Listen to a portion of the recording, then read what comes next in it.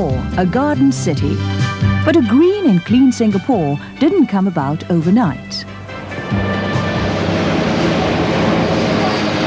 In the past, street scenes such as these were commonplace.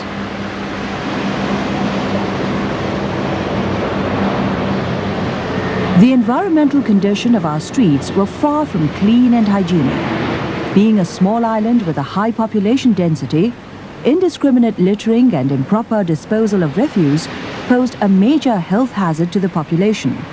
Something had to be done. So 20 years ago, on 1st October 1968, a nationwide Keep Singapore Clean campaign was launched by the Prime Minister. We have built, we have progressed, but there is no hallmark of success more distinctive and more meaningful than achieving our position as the cleanest and greenest city in South Asia. The campaign was launched at a crucial period when major problems such as housing and unemployment were largely being solved. It was thus timely to instill in the people the need to upgrade their environment and quality of life. It was also the first time a massive campaign aimed at public education was carried out. The campaign is unique in that it has been planned and conducted in a scale which has never been done before. It involves every man, woman and child, every employer, workman or housewife. It is the responsibility of everyone in Singapore to refrain from littering, as Singapore is one home and one garden for all of us. In order to reach out to everyone, full publicity was given to the campaign. To keep our city clean, our parks and beaches too. Just put your waste into a bin and see that others do. Keep your city like a bin, put your litter in a bin. Stop disease this simple way. Think about it, start today. One aspect of the campaign included the control of street hawkers, which numbered about 24,000. Food and vegetable waste dumped into the drains or left on the road by them further aggravated the situation.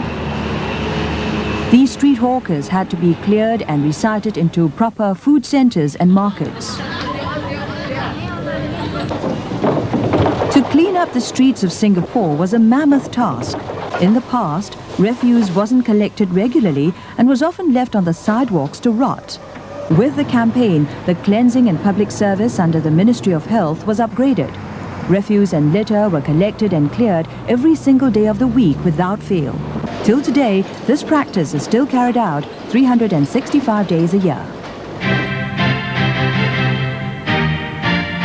But the clearing of rubbish wasn't left to the government departments alone. At various constituencies, broomstick brigades such as these also joined in the battle to clear the surroundings of its litter and dirt. It was a mass community effort involving the old as well as the young. But for some, this responsibility seemed to stop only at their doorsteps.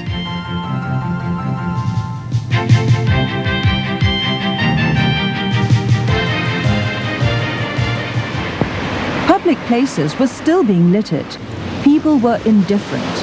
This long ingrained habit of the people had to be changed. For the first time, fines were introduced for littering offences. Those caught littering were summoned to court and could be fined up to $500. But fines acted only as a deterrent. More important was the need to create public awareness that it was everyone's duty to keep Singapore clean, to see beyond their own doorsteps and cultivate the habit of not polluting the environment. Successive campaigns further reinforced this message. In no time, there was a visible difference. Singapore was cleaner, and littering was no longer a major problem. Having tackled the problem of littering, further steps were taken to enhance the environment with greenery. This added another dimension, the transformation of Singapore into a garden city. The greening program was initiated by the Prime Minister as early as 1963, but it only gained momentum much later. Since 1971, Tree Planting Day is an annual affair. This is to encourage mass participation as well as to sustain the interest of the people in contributing towards the greening of a city.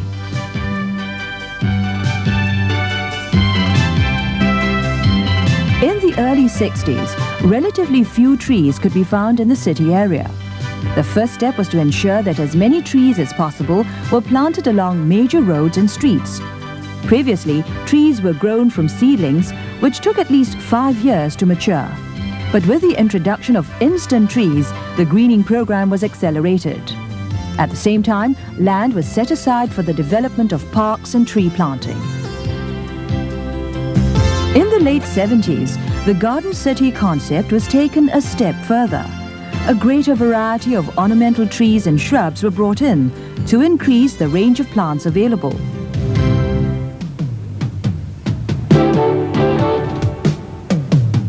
Exotic flowers imported from other tropical countries were included to add dashes of color to Singapore's green landscape.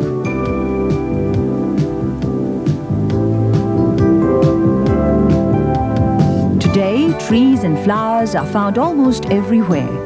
Plants and flowering shrubs are also used to beautify concrete structures such as these.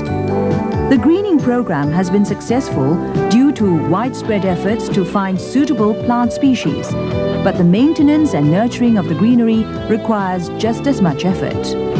Today, 20 years later, Singapore has become a clean and green city. Since 1970, some 4.5 million trees, shrubs and climbers have been planted.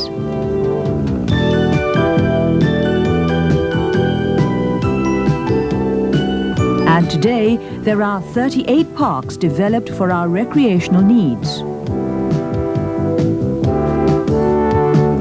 With greater affluence and a higher standard of living, the environment and the quality of life now assume greater importance.